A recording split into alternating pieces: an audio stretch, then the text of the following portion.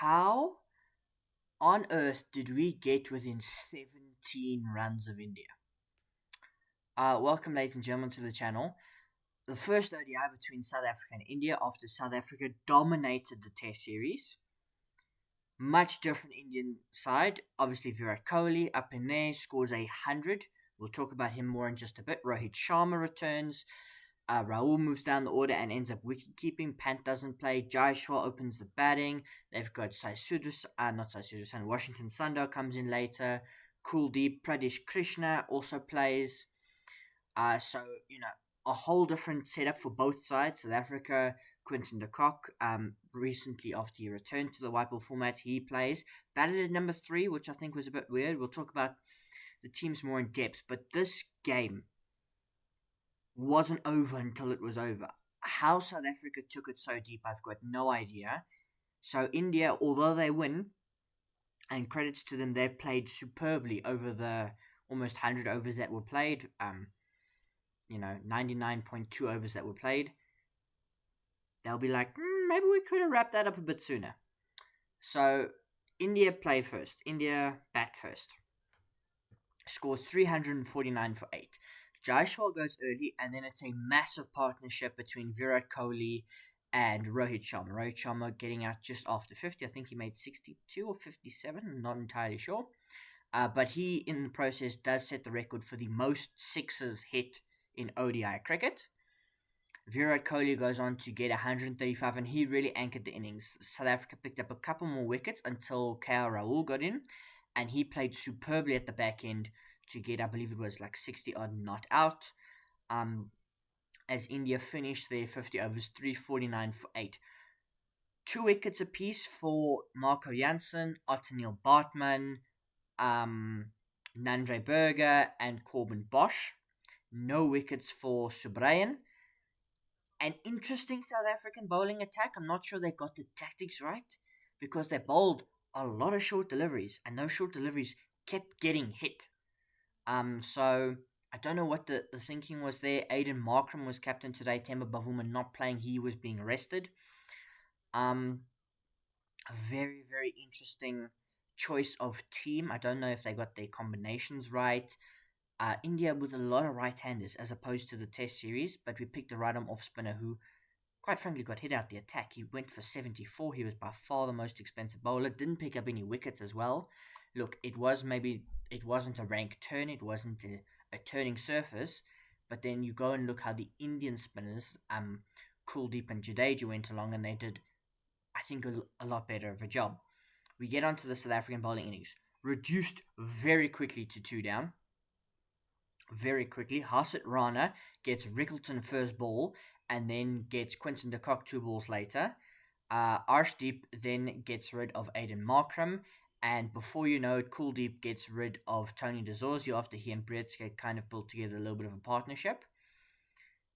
Then it's Breetzke and Brevis who put on a lot of quick runs quickly, another 50-odd partnership before Brevis holds out in the deep, and then we get the match-turning partnership, in my opinion. Marco Jansen, Matthew Breetzke. And they really brought the Proteas back into the game. The Proteas were always ahead of the run rate.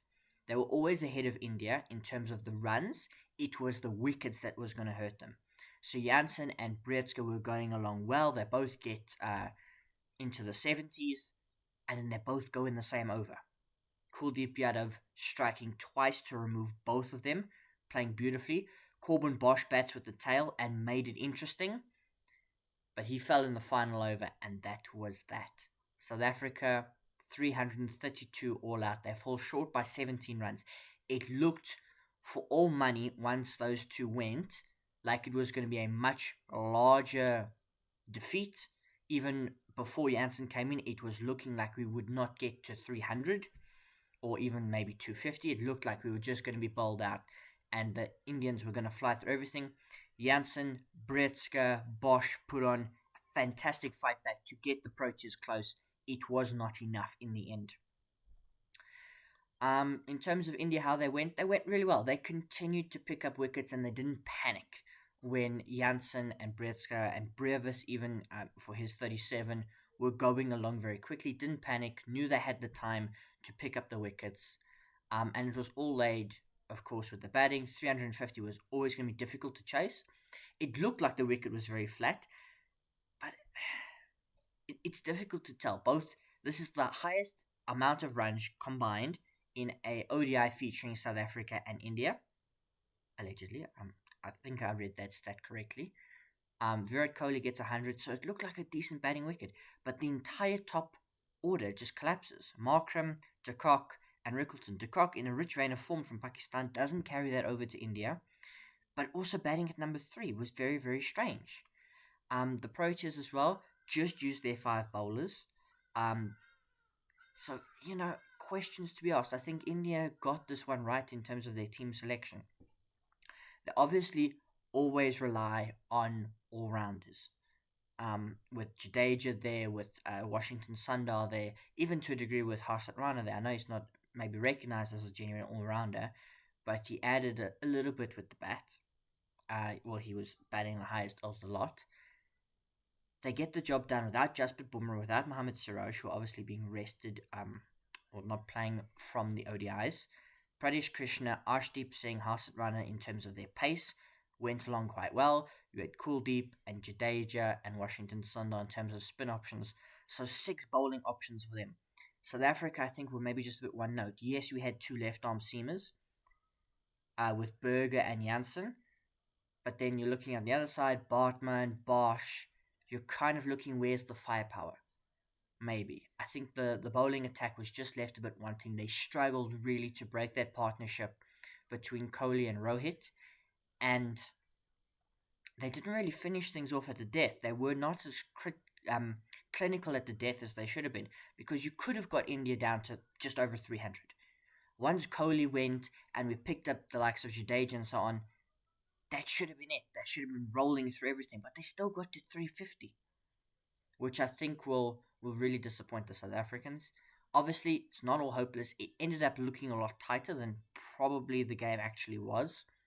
South Africa just losing too many wickets and always playing from behind. So it'll be very interesting to see the second ODI. What team changes? Obviously, Temba Bavuma can come back into the South African side. Rabada is out injured, but they've still got the likes of Lungi Ngidi who can come in and play. Obviously, Jansen's playing. They've also, I think, got a couple more spinning options. And what are you doing with the batting order is a very important question. Of course, if we flash forward to the last kind of ODI World Cup when the same amount of players were available, it was de Kock and it was Bavuma at the top of the order. Today it was Markham and Rickleton and de Kock at 3. So does Quinton get moved up to open again, which I think he should? I mean, that's where he's made all his runs. Why he was batting at 3, I have no idea. You could move Markham down to 4, where he has batted a lot in ODI cricket. Still keeping them Brevis at 6 and Breetzke maybe at 5, but then you lose to Zorzi. So a lot of questions to ask about that South African batting in the ODIs. I think is important, particularly the top order. The fact is, it was Jansen and Bosch who are all-rounders that generally almost bailed the Proteas out today. That top order, if they get a quick start and they get a solid platform, that could have won the game for the Proteas. If the top 3 score runs. You've got Rickleton there, who he's not keeping wicket at the moment. Now, he can definitely play as an out-and-out batsman. He does all right in the field. He obviously opens in the test match arena with Markram, so maybe that's why they went with those 2. But you've got Quinton de Kock there. And you had Lahandra Pretorius, who played superbly in Pakistan, just nowhere to be seen. So, a couple of questions to be asked about how you exactly structure everybody in and you fit everybody in. Because you can't drop Breetzke as well. That's the thing. The temptation might be there to drop him because he's maybe not the most well-known name in terms of the setup, but he's averaging well over 50. He scores another 50 today. His ODI record is stupidly good. So, questions to ask. Tony Zorzi, where does he fit in? You would probably want to keep Brevis because he's genuine firepower, genuine X factor at that number 5 or that number 6. We saw it today, how he just turned the game when he came in. So, questions to be asked. India, I think, looked very solid, very professional.